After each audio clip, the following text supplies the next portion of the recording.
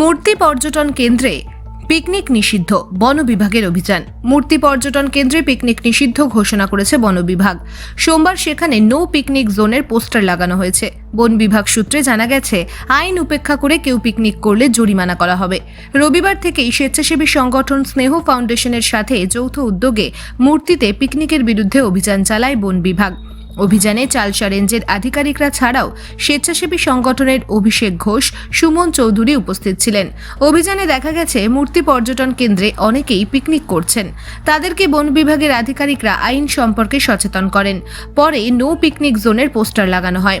বন বিভাগের আধিকারিকরা জানান, মূর্তি পর্যটন কেন্দ্র একটি গুরুত্বপূর্ণ বন্যপ্রাণী অভয়ারণ্য। এখানে অনেক ধরনের বন্যপ্রাণী রয়েছে।